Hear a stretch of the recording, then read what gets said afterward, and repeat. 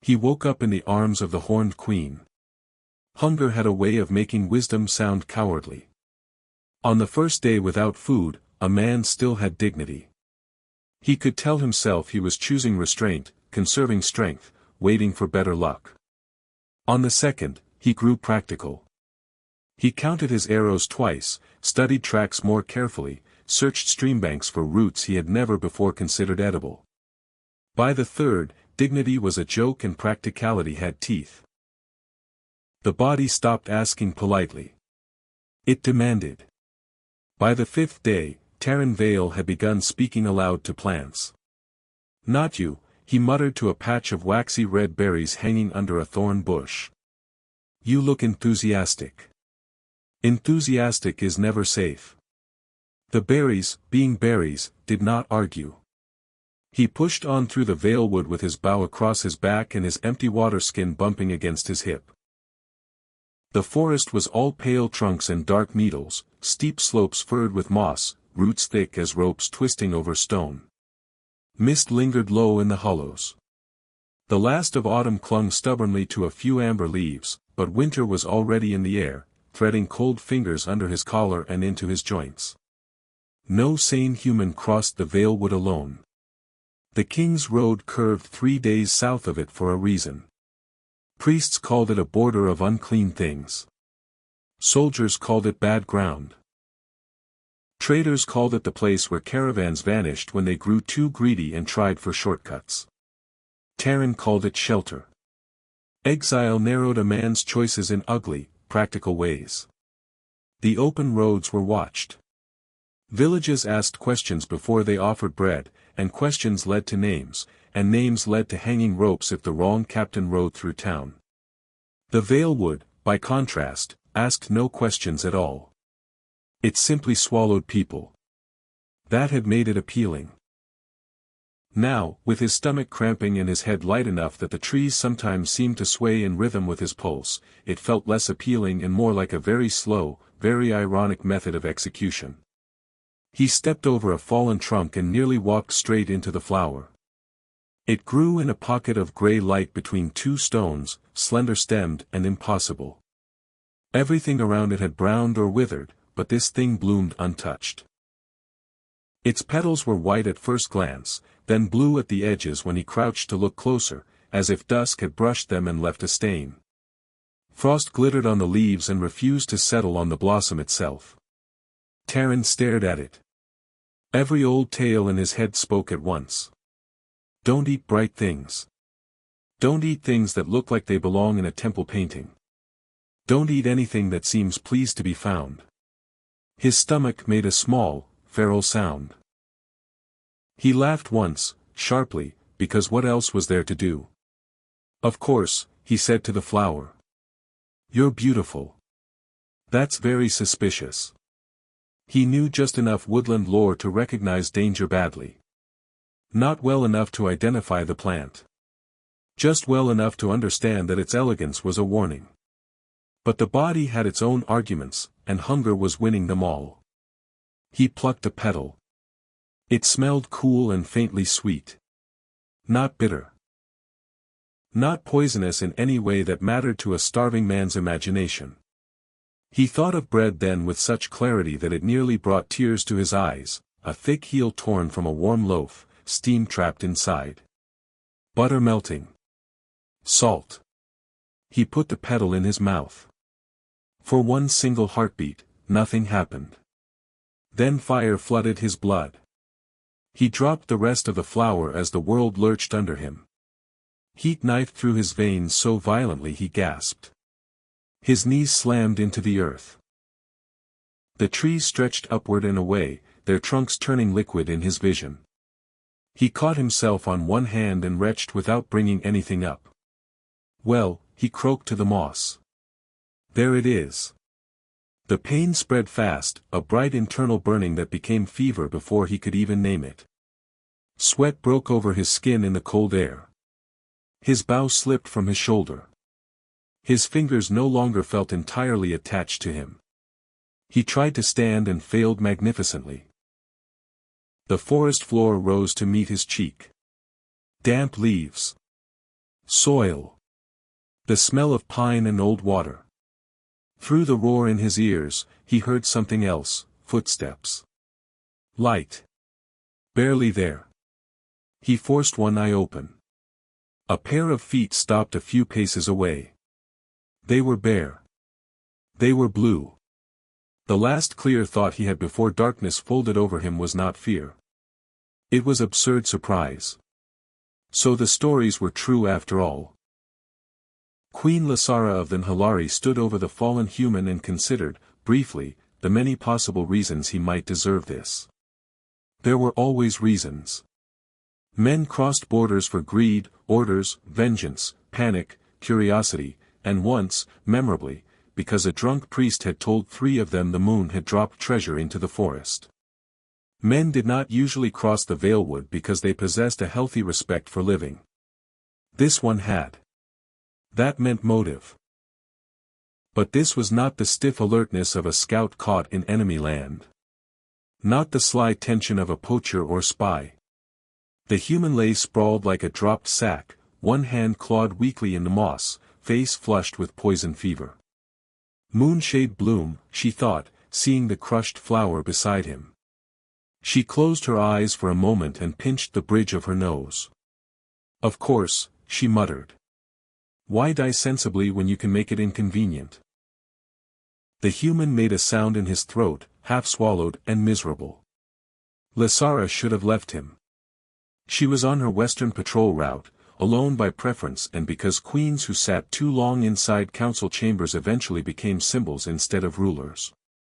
The Veilwood edges mattered. Human patrols tested them constantly. Hunters strayed. Deserters fled. Priests sometimes sent zealots in under banners of purification and called it bravery when wolves solved the problem for everyone. A dead human male in the moss was, politically speaking, a gift. No witnesses, no blood on her hands, no explanation owed. Then he rolled enough for her to see his face. Young, though not soft. Perhaps 28. Maybe 30. Sun-browned beneath dirt and exhaustion. A healing scar along the jaw. Stubble too overgrown to be deliberate. His clothes had once been decent military issue, altered and mended so often they were now mostly memory and stubborn thread. His pack was nearly empty. His water skin definitely was. Starving, then. Or close enough. She crouched beside him and pressed 2 fingers to his throat. Pulse, frantic. Skin, burning. Breath, shallow, but there. Idiot, she told him. He did not improve under the criticism. A breath of wind moved through the cedars above them, carrying the smell of frost and distance. If moonshade fever didn't kill him in the next few hours, the cold would finish what the flower started. Humans bled heat too quickly at the best of times. This one had the fragile, hollowed look of a man who had been losing pieces of himself for months. Lasara looked west, toward the high valley that housed her people. Too far with deadweight. Too visible. Too likely to start a war at supper. East, less than 2 miles, stood the abandoned shrine cabin. She swore softly under her breath in Nhalari. There were memories she did not invite because once invited, they sat down and demanded to be felt. One of them rose now anyway. Her little sister at 10, feverish from poisonous root, too small and too hot in Lasara's lap, stubbornly trying to apologize for almost dying because she knew how frightened it had made everyone. Saris had lived. For 8 years after. Long enough to grow into beauty and insolence and a talent for irritating solemn people. Long enough to take a human arrow through the lung at Blackwater Ridge. Lasara looked at the human again. Your timing is hateful, she said. He gave no sign that he cared. She slid her hands under his shoulders and hauled him upright. He sagged heavily against her, head falling against her collarbone, breath hot through her tunic. He was taller than many human men she had seen, but Nhalari women ran long-limbed and strong, their bodies built for mountain cold and steep ground. He was not too heavy. Only awkward. Human men always were. So much bone and pride. She dragged him through the undergrowth. By the time she reached the cabin, the light had thinned toward evening and her patience was in tatters. The structure had once been a shrine to one of the older moon spirits, back before faiths were sharpened into weapons and kingdoms bothered to pretend the world was simple. Now it was one stone room with a hearth, a sagging roof, and enough gaps in the walls to remind any occupant that shelter and comfort were not the same thing. Lysara got the human inside, dropped him near the hearth, and built a fire. He thrashed once when she tried to make him drink. Not from strength. From delirium. Hold still, she snapped. He mumbled something. A name, perhaps. Or a plea. She got a few swallows into him anyway. The fever climbed. Moonshade did not kill quickly. It burned. It forced the body to choose between fighting the poison and surviving the storm it created. Sometimes healers managed it with infusions and cold cloths and 3 days of stubbornness. In a ruined shrine with stale water and no medicine, it was mostly a contest between luck and constitution. Lysara sat against the opposite wall and watched him lose. At some point after full dark, his fever finally began to break. She almost let herself hope. Then his shivering started. Not a mild tremor. Violent, whole-bodied shaking. His teeth clicked together. His lips lost color. The air inside the cabin grew colder by the minute despite the fire. Lysara fed more wood into the flames and knew immediately it would not be enough. The cabin leaked heat everywhere. Stone floor, cracked shutters, chimney draw, old winter settling into every seam and waiting there. She stared at him across the room. There were easier lives, she thought. Somewhere, certainly, women existed whose nights were not derailed by self-poisoning enemy men. He made a sound then, small and rough, the kind of sound living things made when losing arguments with death. Lysara stood up. Nhalari customs were not things one forgot simply because no one was there to enforce them. Shared warmth meant care. Meant obligation. Meant saying with the body what the mouth had not yet dared speak, I will keep you alive until morning if it costs me sleep, dignity, comfort, or gossip. Among family, it was ordinary. Among lovers, sacred. Between strangers. Politically catastrophic. She crossed the room anyway. The first touch shocked her. He was ice. Not metaphorically. Truly, frighteningly cold. She pulled him onto his side and lay behind him on the floorboards, pressing the length of her body to his, one arm under his neck, the other across his ribs to hold him close. He was rigid for a moment, shivering hard enough to shake them both. Then, slowly, the spasms eased. His back fit against her in a way that felt alarmingly human. Not enemy. Not abstract. Just a body seeking heat and finding it. His hair smelled of wood smoke, sweat, and pine. The pulse at his throat beat wild and thin beneath her forearm. Do not, she told the sleeping man, mistake this for affection. He mumbled something unintelligible and reached weakly for her wrist, as if even half unconscious he understood that letting go might kill him. Lysara went still. The wind prowled outside. The fire settled lower. The cabin breathed around them. No one was here to see this. No elder to whisper scandal, no war chief to name softness as weakness, no rival noble to turn mercy into accusation. That should have made it easier. It did not. Because secrecy did not change meaning. It only postponed consequences.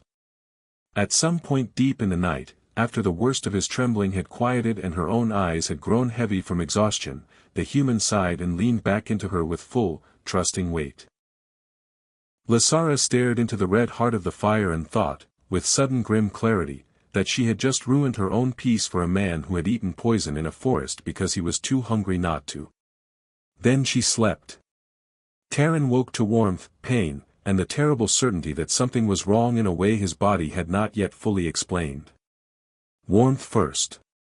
Solid, close, impossible warmth at his back. Pain second. Every muscle in him felt beaten. His stomach seemed to have been scraped hollow with a knife. His mouth tasted like metal and bitter flowers. Wrongness third. He opened his eyes slowly. Stone wall.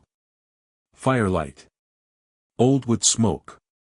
A roof he did not know. And an arm over his chest. He froze. The skin of that arm was not human. Smooth, warm, deep blue in the dim gold of the fire. Slender at the wrist but strong.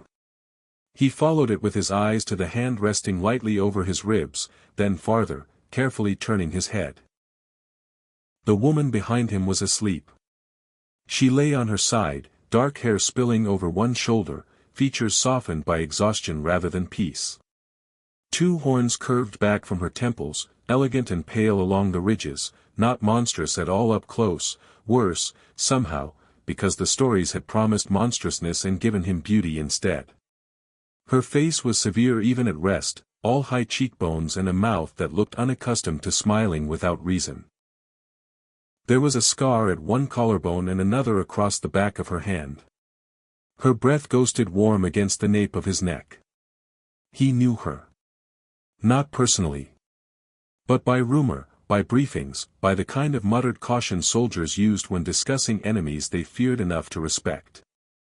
The horned queen of the Western Mountains. The woman who had taken her throne by blood right and challenge. The queen whose people raided only when cornered and negotiated only when it suited them. The queen human priests called a demon in polished halls full of candles. She was holding him like a lover. Taren thought, very clearly, I have died and this is a creative punishment. Then her lashes lifted. Her silver eyes met his. In the same breath, she became entirely awake. She retracted her arms so quickly it was almost violent, rolling away to sit up in one smooth movement. Taren pushed himself upright too fast, hissed when the room swayed, and braced a hand on the floor. They stared at each other across 3 feet of old boards and unspoken disaster. You're alive, she said. Her voice was lower than he expected. Steady. Controlled. Not unkind, which disturbed him more than it should have. Apparently, he managed. You ate moonshade. I had reached a phase of hunger where the flower seemed negotiable. One dark brow lifted. That is not a phrase that inspires confidence. Nor is waking in the arms of a queen I was taught to fear. That sharpened something in her face. You were freezing. He glanced pointedly at the place where they had clearly spent the night tangled in survival and implication. So I gather. You would have died. Then I am grateful. The words came easier than he expected. They also seemed to catch her off guard. For a moment the iron in her expression shifted. Then she stood and crossed to the water jar in the corner.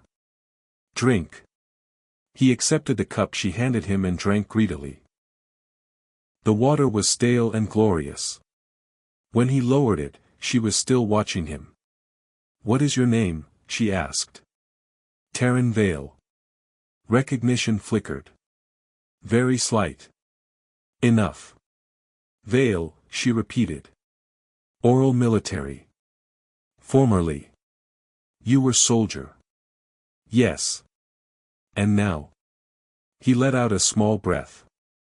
Now I am extremely difficult to classify. That almost earned him a smile. Almost. She folded her arms. Why were you in the Veilwood? Because no one sensible follows an exile into forbidden forest. Her gaze narrowed. Exiled for what? Taren looked at the fire. There were ways to tell the story that made him sound noble. He distrusted all of them. Refusing an order. What order? He glanced up and found her still waiting, still very still. To burn a village, he said. Something changed in the room. Not sympathy. Not yet. But attention, sharpened and personalized. What village? Grey Hollow. The Queen's jaw tightened once. There were Nhalari wounded hidden there. He stared. You knew that? I sent them there. Taren swallowed. The fire popped between them. My captain said it was an enemy sheltering point, he said. He neglected to mention children, elderly, and half the valley taking refuge from both armies. Captains neglect what interferes with orders. Yes. Her eyes held his. And you refused. Yes. They exiled you rather than hang you. Former mentor, he said. He believed death should look like weather when possible. Silence stretched between them, taut but no longer empty. Finally she said, I am Lysara. He stared. He had known, of course. Or thought he had. But hearing it from her mouth made rumor into person. Queen Lysara of the Nhalari, in an abandoned shrine, handing him water after holding him through the night so he would not die. This is somehow worse now that it has a name, he said softly. One corner of her mouth moved. For both of us. He hesitated, then, why? Lysara's expression cooled immediately. Why what? Why save me? Because you were dying. That explains practicality. Not, all of it. Her gaze sharpened. Do not search my motives for comfort, human. Taren. What? My name. If we are ruining each other's mornings, you may as well use it. For a second she looked offended by how close that came to humor. Then she exhaled through her nose, once. Taren, she said. I saved you because Moonshade nearly took my sister once, and because I was there, and because leaving you to freeze after dragging you this far would have been a stupid waste of effort. A pause. Take whichever reason makes you least annoying. He looked at her for a long moment. Thank you, he said again, quieter now. This time she did not deflect it. She only looked away, toward the door, toward the day waiting beyond it. You should leave before noon, she said. The forest is kinder in daylight. That feels like a lie. It is the most useful lie available. She moved to the door. Taren pushed himself to his feet, legs unsteady but functional. Lysara. She looked back. Whatever he had intended to say vanished the instant her silver eyes met his. Gratitude was too small. Apology too strange. Warning too late. In the end he said the only true thing he had. The stories were wrong. Her face revealed nothing, but her fingers tightened slightly on the door latch. Yes, she said. They usually are. Then she stepped out into the cold morning and disappeared among the trees so quietly that for one foolish instant he wondered whether he had imagined her entirely. But the warmth still lingering in the room said otherwise. So did the shape of her handprint, faint and temporary, against his memory. He did not leave the Veilwood. A wiser man might have. A man with less interest in self-destruction certainly would have. Taren found a rock overhang near a stream half a mile from the shrine and told himself it was because the water ran clean and rabbits crossed there at dusk. He repaired his snares. He fished. He slept badly. He thought too often about blue skin lit by firelight and the strange, steady weight of an arm across his ribs. On the fourth day, he heard footsteps at sunset and knew before he turned who it would be. Lysara stood at the edge of the clearing, cloaked dark against the silvered trees, a bow in one hand. Her expression was unreadable. You are still here, she said. So I am. That suggests either confidence or stupidity. I had hoped to cultivate mystery. It did not take. He laughed despite himself. She came no closer at first. Her gaze traveled over the camp, the stripped rabbit hanging by the fire, the repaired line of snares, the cleaned fish bones off to one side. "You survived," she said. "I'm trying. That is usually how it works." He motioned toward the opposite side of the fire. "Will you stand there behaving like an omen, or are you staying a moment?" She gave him a long look. Then, to his quiet astonishment, crossed the clearing and sat on a fallen log. The first minutes were awkward in the way of things that matter unexpectedly. He turned the rabbit. She watched the stream. The forest breathed around them. Then she asked, "Did you truly refuse the order at Grey Hollow in front of your captain?" "Yes. Why not pretend and disobey later?" He thought about it. "Because if I pretended, some part of me would already have accepted it." Lysara looked into the fire. "That is a very inconvenient kind of honesty. I've noticed." She came again 3 days later. Then 2 days after that. Their conversations widened. He learned that the Nhalari were mountain-born and moon-marked, a people human kingdoms had been failing to understand for generations because fear made easier stories than fact. Their horns were not signs of corruption but lineage and health, expressive in subtle shifts he slowly began to notice. Their settlements were carved into cliffs and valleys with an elegance humans would likely call sorcery because admitting skill would be harder. They fought fiercely because borders demanded it, not because they worshipped blood. She learned that he had been an outrider, not a butcher, that he could track in snow and mend leather well enough to keep living, that his humor became drier the more tired he was, and that silence with him did not feel like performance. One evening, while rain tapped softly on leaves overhead and they shared the miserable shelter of the rock overhang, he said, "I need to ask something, and you may hit me if it is offensive. That is less reassuring than you think." "The cabin." He cleared his throat. "The way you kept me warm. It means something to your people, doesn't it?" Lysara went very still. Rain threaded between them in silver lines. "Yes," she said at last. "How much?" Her mouth flattened. "Enough." "That is not an answer. It is the only one you are getting until I decide whether you can be trusted with more of my culture than my enemies already misuse." He accepted the rebuke for half a heartbeat. Then curiosity outran caution. "Was it?"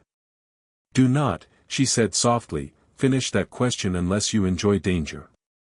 He did enjoy danger, apparently. Still, he stopped. After a while she said, "Shared warmth through a night of peril is not casual among us. It is a promise of protection. A witness given through the body when no priest or elder is there to hear words."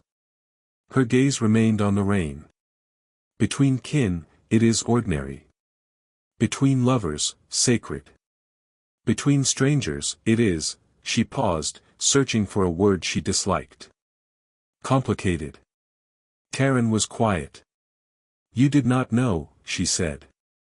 "No. I know." He studied her face in profile, the proud line of nose and mouth, the tension living at the base of her throat. "Then why did you do it?" he asked. Her answer came so quietly that the rain nearly stole it. "Because letting you die felt worse." The clearing seemed to hold its breath. There are moments in a life when the shape of your heart changes without permission. Taren felt this one happen. He looked away first because if he didn't, he might do something neither of them could survive. The turn came with blood. A young Nhalari scout burst into Taren's camp one afternoon with a gash across her upper arm and panic bright in her eyes. She nearly put a knife in his throat before Lysara stepped out of the trees behind her and barked her name. "Bren." The scout froze, breathing hard. "Taren," Lysara said, "all business now, human tracks near the lower western paths. 5, perhaps 6. Moving like soldiers. Can you read their pattern?" He was already grabbing his bow. "Show me." The answer lay less than a mile north. Human scouts. Careful, trained, probing the terrain in widening arcs. Testing lines. Measuring the forest approaches. Taren followed the sign with Lysara and 2 of her warriors at his back. Broken fern. Soft heel turns in the mud. One snapped twig at shoulder height where a man had misjudged his passage. Old instincts took over. He forgot hunger, forgot exile, forgot even the woman beside him except as another presence moving on the same line of purpose.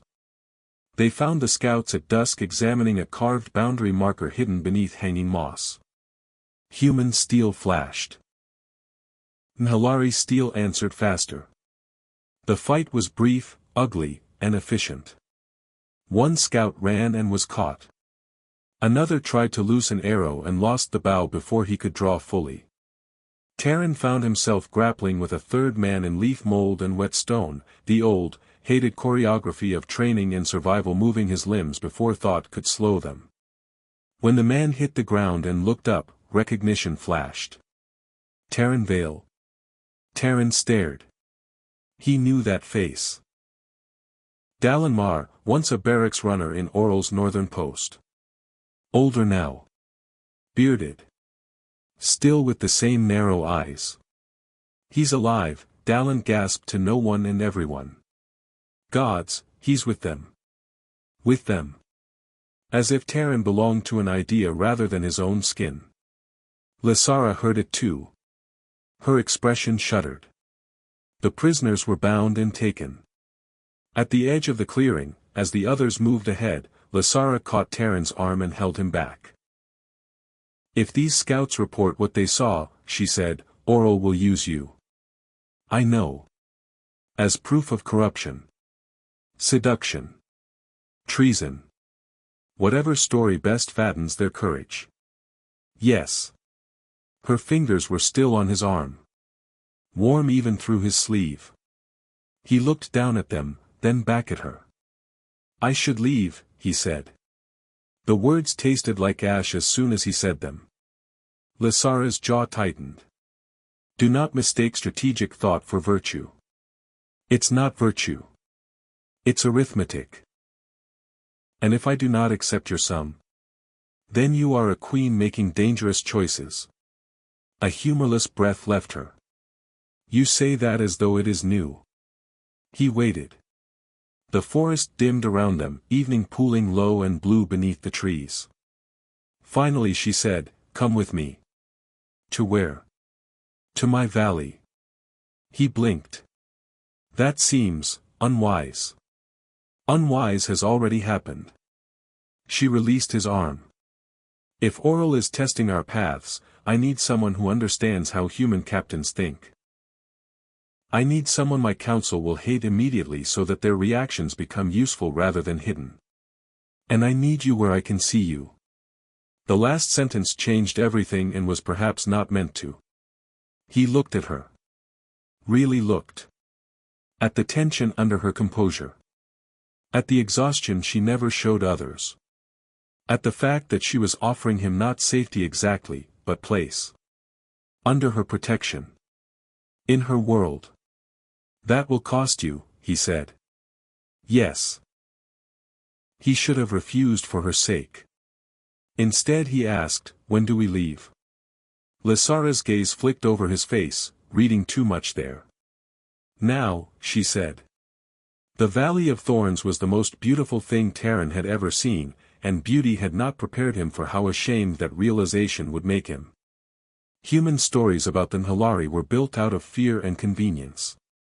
He had expected sharpened palisades, trophy bones, savage architecture meant to frighten outsiders.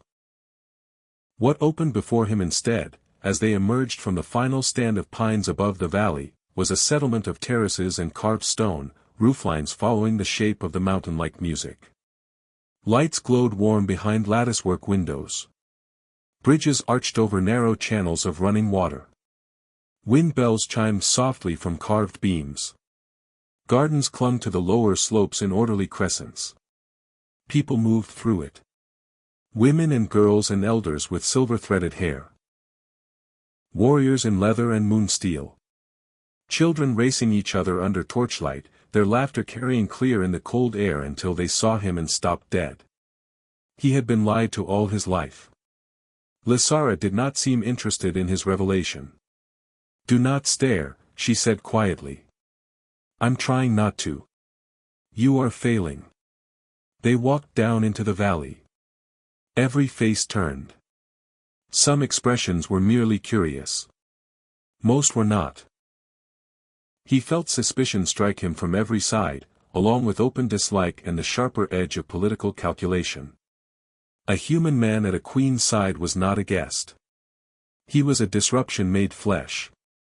They brought him to the hall at the valley's center, a long, high-roofed chamber built partly into the mountain face. Fire burned in a circular pit. Carved stone pillars rose around the council floor.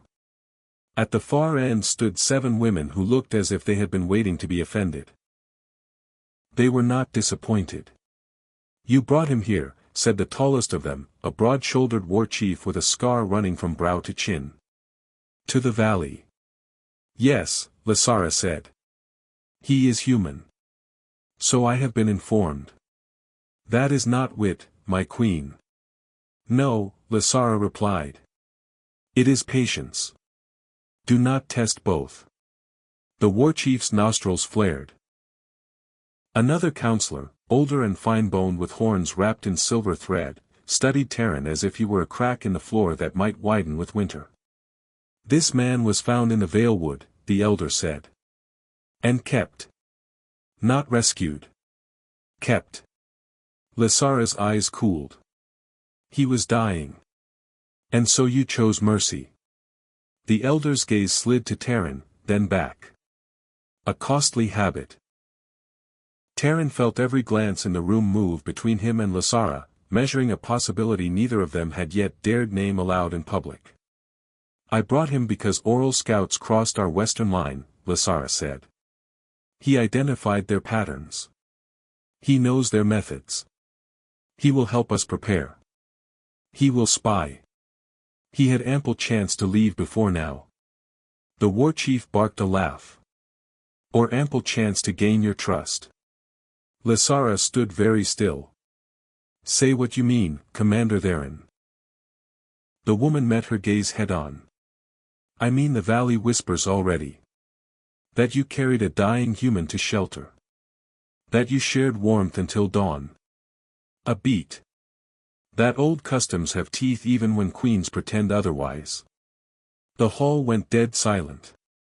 Taren felt heat rise at the back of his neck. Lysara's expression did not change. That was somehow more frightening than anger. "My personal actions in preserving a life are not the council's sport. They become the council's concern when the life preserved wears an enemy face." Lysara stepped down from the dais. It was only 3 steps, but the movement rippled through the room like a blade being drawn. "Then hear me plainly," she said. "He stays under my protection. He works by my leave. No harm comes to him without first coming through me." Her silver eyes swept the circle. "If any woman here finds that intolerable, challenge my judgment openly. Not through rumor. Not through cowardice disguised as tradition." No one moved. Not because they agreed. Taren understood that much even as an outsider. They didn't move because Lysara had reminded them exactly what kind of queen she was, not beloved by all, but obeyed because testing her had a cost. He was given a room near the lower training terrace and 2 guards who did not bother pretending they would have preferred him dead. He did not blame them. He was not sure he preferred himself alive in the middle of all this. Night settled. He was staring out the small window, watching lanterns move in the valley below, when someone knocked once on the door. It was Lysara. Without her patrol cloak or council formality, she looked younger and more tired. She stepped inside, closed the door behind her, and leaned against it for a moment as if the wood were the only thing keeping the rest of the valley out. "That went well," Taren said. Her laugh was brief and tired. "By some standards, no one tried to stab you in the hall. So yes. A triumph." He studied her face. "How much trouble am I?" "All of it." "That feels excessive." "It is not. For a moment neither of them spoke. Then Taren said, "I can still go." Her gaze snapped to his. "It would help," he said, forcing the words out cleanly. "If I'm not here, the whispers die quieter." "No," she said. It came out too fast. Too honest. Lysara seemed to hear it at the same instant he did. Her expression closed slightly, but the damage was done.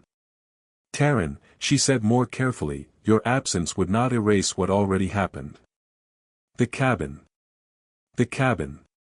He looked at the floor, then back at her. "Tell me plainly. What does it mean?" This time, perhaps because the day had already torn away too many veils, she answered. "In old Nhalari custom," she said, "to keep someone alive through a night of mortal cold with your own body is a vow of chosen care. It does not make a marriage. It does not chain fate. But it says before the gods that for that night, the life in your arms became yours to defend." Something in his chest tightened painfully. "And if others know? They may call it weakness." Her mouth twisted. "Or attachment. Or claim. Was it?" Lysara looked at him. The whole room seemed to narrow to that look. "I told myself it was mercy," she said softly.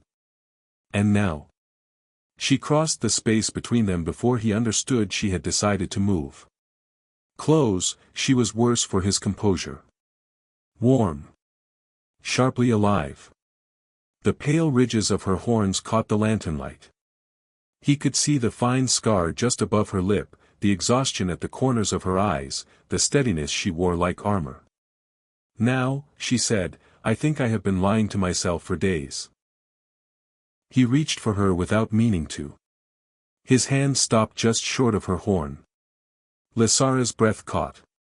"That," she said, voice lower now, "is intimate. I assumed." Then either finish the mistake or step back.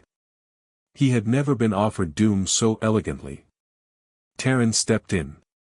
He did not touch the horn. His hand slid instead to the side of her neck, fingers settling there as if they had always known the way. Lysara made a tiny, helpless sound that went straight through him. Then she kissed him. It was nothing like the half-dream of waking in her arms. Nothing like gratitude or curiosity or the ache of lonely evenings. It was hunger of a different kind. Controlled in public for too long. Sharp with fear, because both of them knew exactly what this endangered. Gentle for one impossible second. Then not gentle at all. When they broke apart, both were breathing harder. "This is catastrophic," Taren whispered. "Yes. We should stop." "Yes." Neither of them moved. Then the valley horn sounded from the western watch. Once. Twice. A third time, sharp with alarm. Lysara closed her eyes. Of course. She was already turning for the door when Taren caught her wrist. She looked back. Whatever he might have said was swallowed by the fourth horn blast and the answering shout rising from outside. War had arrived before dawn could. The attack came fast because Oral knew that speed, not strength, was its only chance against a mountain people defending home ground. Arrows rained from the western ridge before the valley finished waking. Torchpots struck the outer terraces. Human infantry surged under shields toward the lower approach while archers held the slope. From the training wall, bow in hand, Taren saw the standards before he saw the commander. Blue and gold. Oral. His stomach turned to stone. Lysara stood beside him in war armor worked like overlapping midnight scales, her hair braided tight, moonsteel blade at her hip. She did not look at him when she asked, "What do they want?" He knew the answer too quickly. A decisive strike. Burn the valley. Claim moral victory. Write songs about cleansing monsters. Her mouth went flat. "Your people are very dramatic. Only when murdering." The first volley hit. Battle erased the luxury of reflection. Taren loosed arrow after arrow until his fingers burned raw. Nhalari warriors flowed along the terraces with frightening precision, falling back in ordered lines, striking from angles human shield walls hated. Lysara was everywhere at once, issuing commands, closing breaches, dragging wounded out of death's path as if queenship had exempted her from nothing. At mid-morning the human advance stalled at the lower bridge. At noon they brought up oil. At that point Taren saw the captain. Edrin Voss. His former mentor. The man who had taught him to track, to shoot, to go 3 days on half rations and still think cleanly. The man who had signed his exile order with a hand that never shook. Voss rode forward under a raised flag while the fighting slowed in wary increments. "Parley," he shouted. Lysara cursed under her breath but signaled the line to hold. Taren went cold. Voss saw him almost immediately. Something complicated crossed the older man's face. Shock, relief, anger, vindication, perhaps all at once. "Taren," he called. "Come down." Taren did not move. The captain's gaze shifted to Lysara, then back. "I knew there was truth to the reports." "You exiled him," Lysara said, voice carrying like steel. "I preserved him," Voss shot back. "There is a difference." Taren laughed once, bitter enough to cut. "Not from where I stood." Voss's jaw tightened. "The king has authorized your pardon." The word struck like a physical blow. Below, the valley held its breath. "You come back now," Voss continued. "Lay down your weapon. Walk away from this madness, and your name is restored." Taren stared at him. Months ago, hungry and alone in the Veilwood, he might have sold pieces of his soul for that offer. Home. Name. Place. The ending of being no one. Now it sounded like an insult shaped as mercy. "And them?" Taren asked, nodding toward the valley. Voss did not even glance at the Nhalari wounded on the terraces. "They are the target." There it was. Clean and ugly. Lysara's hand tightened once on her sword hilt but she said nothing. This answer belonged to him. Taren looked at the captain who had raised him into soldiery and thrown him out of it when conscience became inconvenient. Then he looked at the valley. At the smoke. At the women fighting for their homes. At Lysara, blue-skinned and impossible and more honest than every polished oath he had ever sworn in oral. "No," he said. Voss went very still. "Taren. No. You would choose this over your own people." Taren's laugh held no humor.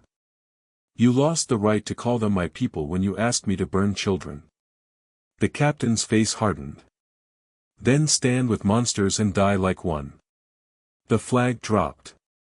The battle roared back to life. The human push came hardest at the central stair. Taren fought there because that was where the line buckled. He fought with a bow until there was no room for one, then with a short blade taken from a fallen soldier. He was not stronger than Nhalari warriors or faster than the women who had trained for mountain war since childhood, but he knew human patterns, knew where they overcommit, knew how fear moved through a shield line. Twice he shouted warnings that saved defenders from flanking maneuvers. Once he tackled a torchbearer off the terrace before oil could turn the lower houses into graves. Somewhere in the chaos, Commander Taren, the same war chief who had wanted him gone, ended up at his side, back to back for 3 ugly minutes of close fighting. When it was over, she glanced at the human blood on his face and grunted, "You are still inconvenient. Consistent is important." That might have been the beginning of respect. Then he saw the arrow. It came from high on the western slope, loosed by one of Voss's elite archers. A good shot. A killing shot. Straight for Lysara as she turned to shout an order. Taren moved before thought.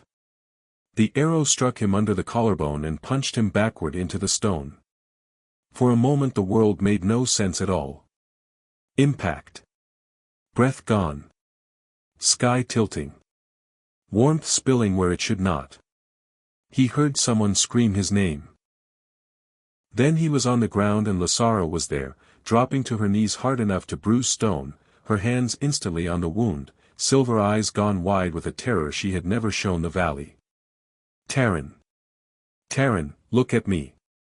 He tried. The effort felt enormous.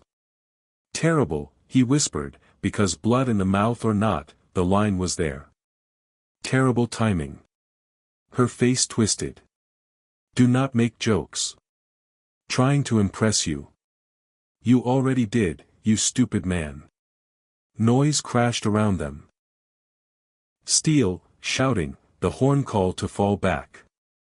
But it all seemed strangely far away compared to the pressure of her hands and the fact that she was saying his name like prayer and panic had become the same thing. Stay with me, she said. I'm here. You will remain here. So demanding. She made a sound halfway between laugh and sob and rage. Then Nalari healers were there, and therein hauling bodies into a shield wall around them, and the battle moving in jagged pieces towards something like stalemate because too many had died on both sides for either command to risk full collapse. The last thing Taren saw before pain and blood loss dragged him under was Lasara's face above his, stripped entirely of queen, showing only the woman underneath. He thought, distantly, that if he died now, at least the last lie in the world had already burned away. He woke again to warmth. Not fire this time. Not fever. Warmth shaped like a body beside him and a hand threaded through his. A healer's chamber. Stone walls. Herbs drying from the ceiling. Late sunlight through shutters. Pain everywhere, but muted now by bandaging and exhaustion. Lasara sat at his bedside. Not armored. Not crowned. Just there. For a moment neither of them spoke. They only looked at each other, as if surviving had made language too clumsy. Finally Taren said, "You're still here."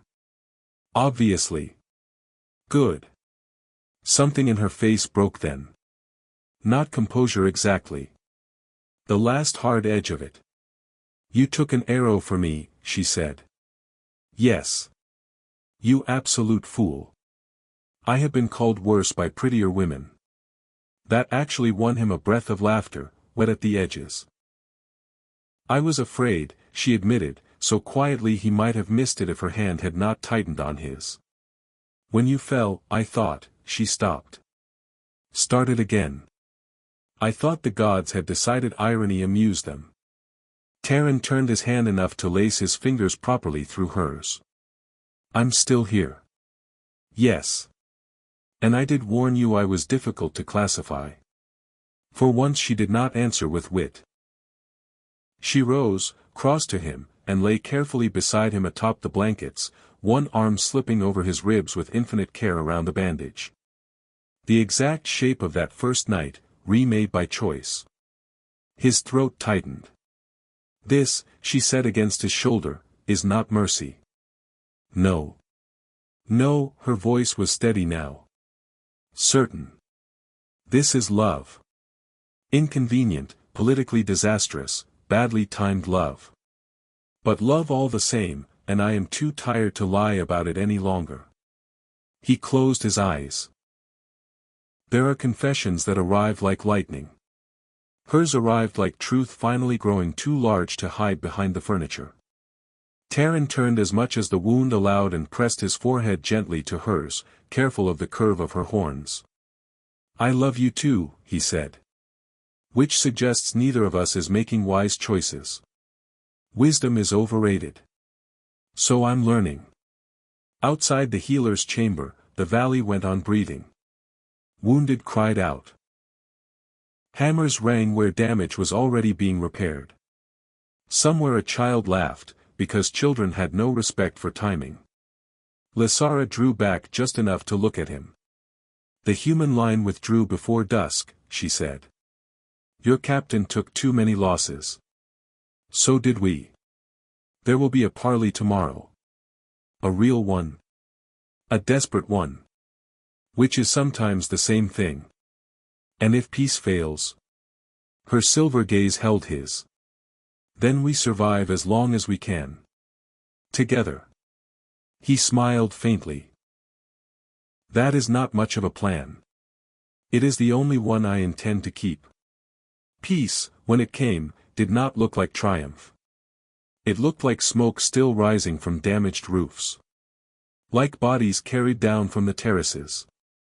Like Captain Voss standing across a stone table in the great hall with his left arm in a sling and too much death behind his eyes to pretend righteousness had won anything clean. Lysara stood opposite him, bandaged at the thigh, proud as ever. Taren was not meant to attend, but he sat along the side wall anyway because this, finally, involved him too openly for anyone to maintain the fiction that it did not. Voss looked worse up close. Older. More mortal. Perhaps that was what defeat really did, not break a man, just reveal the lines already there. The king will want blood, he said. The king is not here, Lysara replied. He will hear of this. So will your widows. The captain's jaw flexed. No one in the hall moved. At last Voss said, a ceasefire through winter. No crossings armed. No raids.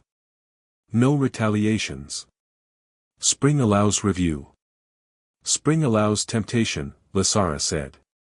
But winter peace is better than winter funerals. He glanced once at Taren. Not warm. Not forgiving. But changed. You chose, Voss said to him. Yes. And would choose the same again. Taren thought of Grey Hollow. The Veilwood. Firelight in a ruined shrine. A blue hand across his ribs. A valley that had become more honest to him than the kingdom of his birth. Yes, he said. Something passed over the captain's face then, grief, maybe, for the man he had once expected Taren to become. Or perhaps grief for himself. When he looked back at Lysara, his voice had gone flat with exhaustion. Winter truce, then. Lysara inclined her head once. Winter truce. It was not a treaty fit for songs. It was better. It was real. Snow came early that year. By the time Taren's wound closed enough for him to train again, the high ridges were white and the Valley of Thorns looked as if the moon had claimed it outright. Life settled into an uneasy rhythm. Repairs. Watch rotations. Quiet suspicion from some, wary acceptance from others. Commander Taren no longer spoke as if he were contagious, which in itself felt like social progress. The valley still whispered about him. About the queen. About what it meant that he remained under her protection and in her rooms often enough that even the most tactful servants had given up pretending blindness. Lysara did not apologize. Neither did he. One evening, near the turn of the year, they stood together on the western overlook above the Veilwood. The same forest stretched below, dark and immense and full of the kind of danger that had once seemed simple. Taren pulled something brittle from his pocket. A dried moonshade petal. Faded now from white blue to pale gray. Lysara looked at it and then at him. You kept that. It nearly killed me. It did kill your sense. That was gone before. She huffed a laugh. He turned the petal over in his fingers. I thought I should keep some evidence that desperation can change a life without ending it. Lysara reached out and took the petal carefully, as if it were far more fragile than a dried flower had any right to be. Strange, she murmured, what survives? Taren watched the wind move a strand of dark hair across her cheek. Watched the winter light gather blue in her skin. Watched the woman who had become the place his life bent toward. Only what refuses to die, he said. Her gaze lifted to his. Then, with full daylight on them and half the valley below if anyone cared to look up, Lysara took his hand. Not hidden. Not private. Not deniable. The simple courage of it stole his breath more thoroughly than the arrow had. Let them whisper, she said. They'll do more than whisper. Yes. Her fingers tightened around his. Let them. Below them, the valley carried on. Smoke rising from chimneys. Bells shifting in the cold. Children running over stone paths. Women rebuilding, arguing, laughing, surviving. Somewhere beyond the western trees, human soldiers kept their own fires through winter and told themselves the truce would hold only until spring. Maybe they were right. Maybe the world did not change because two people loved each other badly enough to defy it. Maybe peace would always be temporary, and borders would always hunger, and kingdoms would always call cruelty duty when it put enough shine on their banners. But Taren looked at the queen beside him, blue-skinned, horned, warm as living flame in the mountain cold, and thought change might begin smaller than victory. Smaller than treaties. Smaller even than war. Maybe it began the first time someone chose not to let an enemy freeze. Maybe it began in a ruined shrine, with a body held through the night and a lie told badly in the morning. Maybe it began whenever two people looked at the stories they had been handed and refused them. Lysara turned toward him then, a question and a promise in her eyes. He answered by lifting her hand and pressing his lips gently to the ridge of her knuckles. Her smile came slowly, rare enough to feel like treasure. Careful, she said. I may start to think you are devoted. Taren stepped closer until the winter air could no longer fit between them. My queen, he said, I woke up in your arms and have been doomed ever since. She laughed, a real laugh this time, bright enough to startle birds from the pines below. Then she leaned her forehead to his, horn to temple, breath warming his mouth, and together they looked out over the vast dark forest that had once nearly killed him and instead had led him here. The world beyond the valley remained dangerous. The truce remained fragile. Spring would come with all its old arguments sharpened again. But for that moment there was snowlight, and warmth, and the impossible fact of survival shared. For that moment, it was enough.